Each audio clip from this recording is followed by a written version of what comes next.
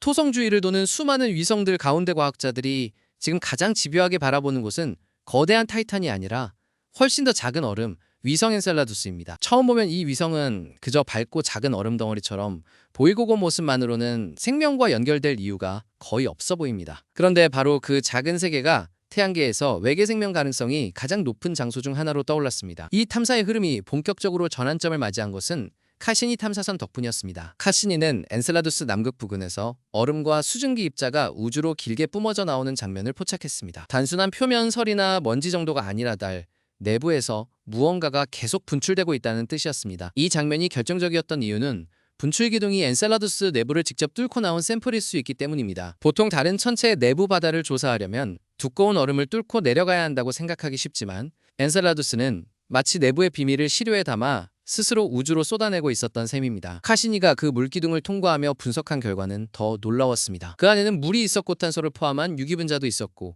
단순한 얼음 파편으로 보기 어려운 화학적 단서들이 함께 들어있었습니다. 즉 엔셀라두스는 죽은 얼음 덩어리가 아니라 지금도 내부에서 활동이 계속되는 세계의 가능성이 커진 것입니다. 그렇다면 그 물은 대체 어디에서 오는 것일까요? 과학자들은 카시니의 궤도 데이터를 통해 엔셀라두스 얼음 껍질 아래에 전 지구적 규모의 액체 바다가 실제함을 확인했습니다. 표면 아래에 바다가 있고 그 바닷물이 균열을 따라 올라와 우주로 분출된다면 카시니가 본 장면을 훨씬 자연스럽게 설명할 수 있습니다. 여기서 끝나지 않습니다. 생명 가능성을 말하려면 단지 물만으로는 부족합니다. 액체 상태의 물과 함께 화학 반응을 지속시킬 에너지원이 필요합니다. 그래서 엔셀라두스 연구에서 가장 중요한 개념 중 하나가 바다 밑바닥의 열수 활동입니다. 지구의 심해 열수 분출공 주변에는 햇빛이 거의 닿지 않아도 살아가는 생태계가 있습니다. 그 이유는 태양빛 대신 화학 에너지를 활용할 수 있기 때문입니다. 만약 엔셀라두스 내부 바다에도 비슷한 환경이 존재한다면 적어도 생명이 유지될 수 있는 기본 조건 중 일부는 갖춰질 수 있습니다. 실제로 카시니 데이터에서 주목받았던 건 열수 활동을 강하게 시사하는 입자와 화학적 흔적들이었습니다. 카시니가 발견한 수소가스와 나노규산염 입자는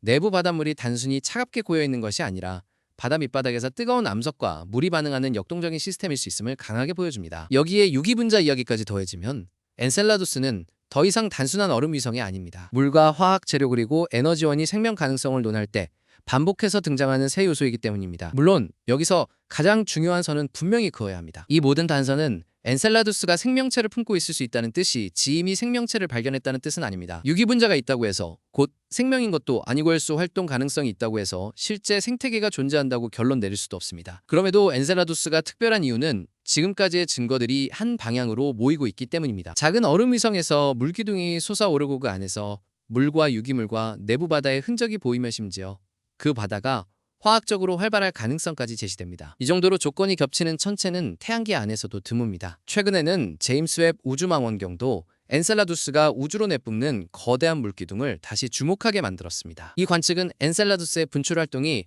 훨씬 더 넓은 범위에 영향을 준다는 점을 보여줍니다. 이 작은 위성은 단순히 자기 표면만 바꾸는 것이 아니라 토성 주변 환경에도 흔적을 남깁니다. 이제 과학자들이 진정으로 고대하는 것은 더 정밀한 재탐사입니다. 다시 그 물기둥을 통과하면서 조성을 더 자세히 측정하고 가능하다면 생명 활동과 더 직접적으로 연결될 수 있는 분자를 찾는 것입니다. 엔셀라두스의 매력은 바로 여기에 있습니다. 멀리 떨어진 바다 세계를 완전히 파내지 않아도 분출되는 물질만으로 내부 환경을 읽을 기회가 있기 때문입니다. 그래서 엔셀라두스는 태양계에서 가장 접근 가능한 생명 탐사 실험실로 자주 불립니다. 우리가 아직 외계 생명을 발견한 것은 아니지만 어디를 가장 먼저 다시 찾아가야 하느냐는 질문에는 점점 더 많은 과학자들이 같은 답을 내놓고 있습니다. 가장 작고 차가워 보이던 위성 하나가 지금은 태양계 생명 탐사의 중심으로 올라왔습니다. 엔셀라두스의 물기둥은 단순한 얼음 분출이 아니라 우리가 다른 세계의 바다를 직접 만나기 전에 먼저 받아보는 샘플일지도 모릅니다. 그리고 만약 생명이 정말 물과 화학과 에너지의 만남에서 시작된다면 우리가 다음으로 주목해야 할 곳은 어쩌면 바로 이 작고 밝은 얼음 위성일 수 있습니다.